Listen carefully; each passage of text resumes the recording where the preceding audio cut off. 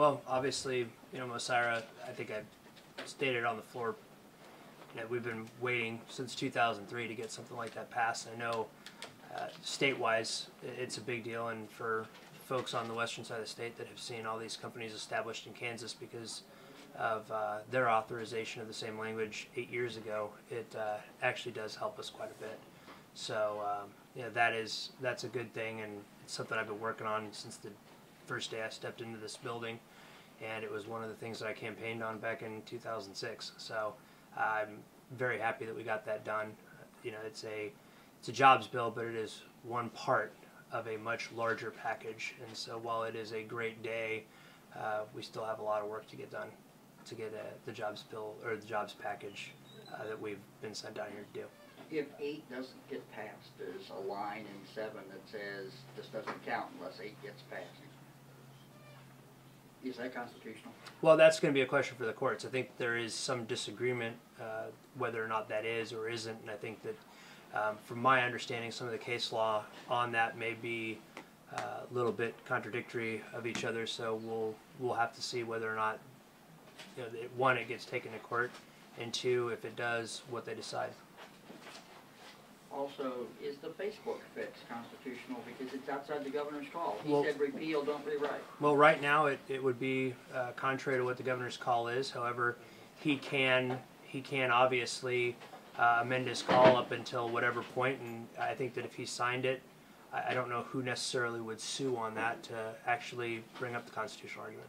On the Mosira legislation, are you confident enough in the case law that will actually have an effect? I'm more confident in having it go to court and have a, whether it be 50-50, 60-40, one way or the other, than what I'm hearing as the chances of it getting passed through the Senate again. Were there 50 votes in the Democratic caucus for Senate Bill 8, as the Speaker indicated earlier to us? I can't answer that. We haven't done a whip count on Senate Bill 8 yet. And are you hearing anything from your members expressing any concern about the Mamtech situation in Overland? Well, I think that there are some members that have expressed some concern over what they're hearing. However, the exact details and exactly what's going on, we don't know yet. I know that most of the last week and a half to 2 weeks have been focused on trying to figure out if, one, we can get a jobs bill passed, and there are a lot of provisions in there that are pretty important to a lot of areas of the state, and if we can get something done, then that was the first and foremost focus on my mind, and I'll take some time, and I know you've written a couple articles on that I have in a folder, and I will definitely go back and read that. What do you think happened to the deal that was announced in July? Well, I don't know.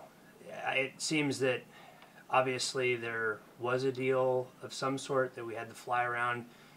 House Republican leadership, Senate Republican leadership flew around the state, told us about how this deal was done. They, made some rather, pretty strong comments on what was going to happen, and it seems to have fallen apart rather quickly. And I don't necessarily want to. Obviously, I'm not invited into those caucus meetings, so I don't know exactly what the tenor of those have been. But obviously, there is a significant communication breakdown, and that's unfortunate. With their massive majorities, when they did that fly around, everybody assumed that they could get anything they wanted passed. Did they start reaching out to Democrats for votes or for to keep you all better informed as it became clear that there were problems in their caucus? Well, I can say this.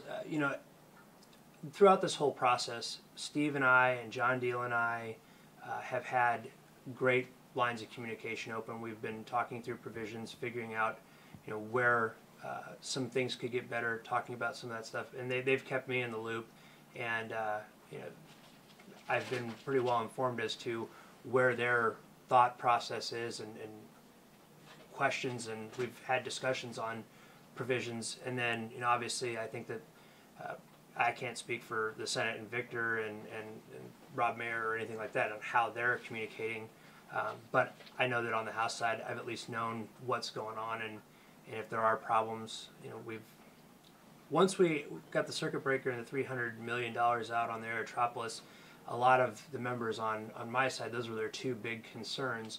Obviously, first and foremost would have been the circuit breaker, for renters, that was a big concern for a lot of my members. And once those issues had kind of come to pass, we had a lot more members that were comfortable in the process. And I think that, unfortunately, we haven't had a chance to take a vote on it. Have you been talking to Victor?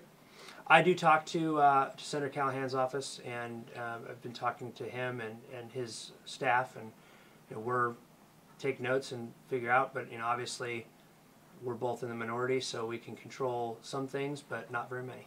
What I was getting at was, did you feel that there was any great increasing sense of urgency from the Republican leadership to make sure that Democrats were informed or ready to vote for the bill, if in case they had troubles with their caucus? I don't think that the issue of the urgency or anything like that I've never gotten that instance, but as far as keeping us informed, I can say that I've been informed pretty much every step of this process, from the time that we adjourned to the time we actually got into the building, and ever since then.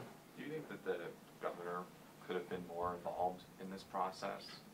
Well, if you listen to both sides, it seems that they've been discussing things with the Senate, and I think that the Senate then had some dispute over what was decided in the House, and both sides have been talking to the governor, as far as I know, as far as in some sort of negotiations on things.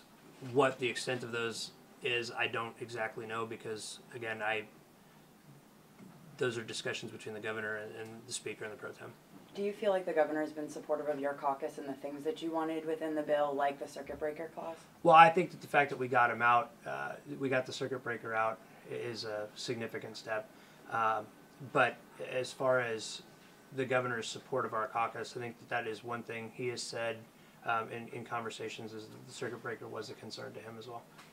Okay. You have obviously a slimmed down jobs bill that's actually has passed, and it's contingent on the courts or another bill passing.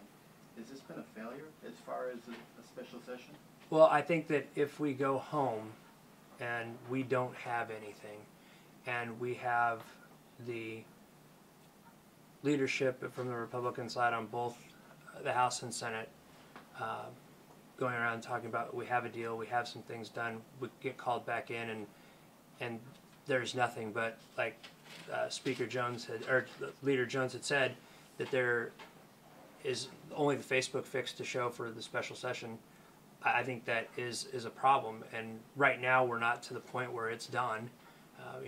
They've made that pretty clear, that we're going to have the technical session, and that we still have a substantial amount of time left in the special session under the Constitution. We got 60 days. We're not even halfway through, so we'll have to see where that goes. But I can tell you that the frustration level and people's disappointment that we haven't been able to see something is very high right now. If people, if you're going home and there's no Senate Bill 8 or anything approaching that in magnitude, does that create an opportunity for Democrats next year to pick up seats in the House, showing Republicans perhaps inability to deal with these issues?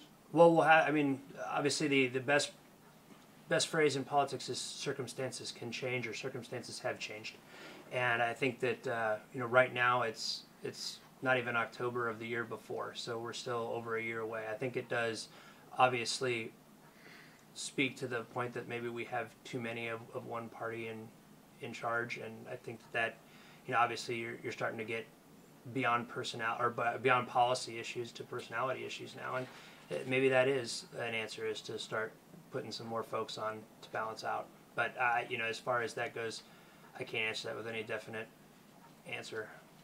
If you asked me this question in 2010, I would have had a completely different answer for you too. So I don't know. I want to go back and make sure I'm clear on your answer to my No question. problem.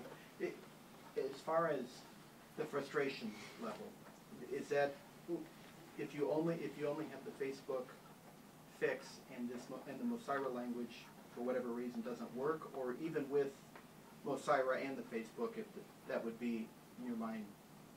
Well, I think that Mosira is a substantial step, but the thing is that Mosira is part of a much larger package that we were supposed to be able to get through this.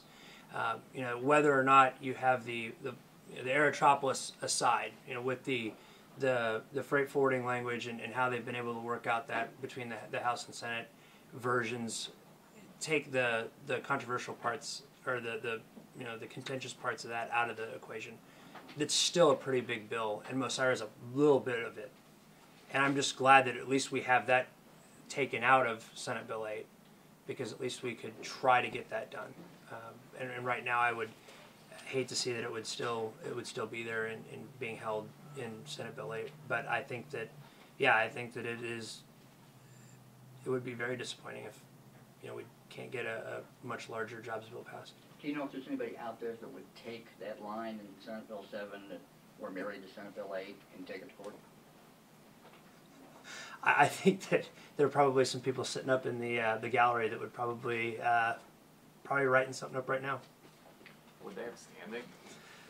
Well, that again is another question for the courts. I think that there's an argument that they don't, but again, it's a question that we'll have figured out. I would tend to agree that they probably don't, but we'll see. That's a question for people in robes, not in suits. Has it Do you been? hope there's a legal challenge over that? Do I? Do you I don't hope that there's a legal challenge. I think Mosira is a really good bill, especially. I'm sorry, to the, I guess the contingency on its effective date, where it's. No, I hope that we can just have Mosira enacted and go forth and not have to worry about fighting with Kansas for companies owned by Missourians anymore. But if you don't get Senate Bill 8, you don't have 7, right? Well, that's a court question. And Is there- what I'm asking is, are you hoping that somebody brings that question to the court if you don't get? Well, I override think bill? that if the governor signs it and nobody brings action on it, there's an argument to be made that you can just go ahead and do it. Is there precedence before tying two bills that one's contingent on another? I believe that there are court cases, and it's my understanding that some of those court cases contradict each other, and depending on how you read each one of them, I think the latest one was in 2002. I want to say that there was a case there that actually cast some doubt as to whether or not that is binding.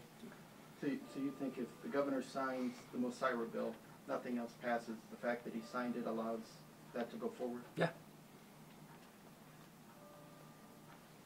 Are you fearful, though, that it could be in doubt for years and Mosira might not be implemented because of that question? Well, I think that you'll see people moving forward, and just as far as that language goes, when it's effective upon the signature and when it would regularly take effect, I think you'll see people start to move, and it'll be up to folks that don't like it. If they want to bring suit, then they can bring suit.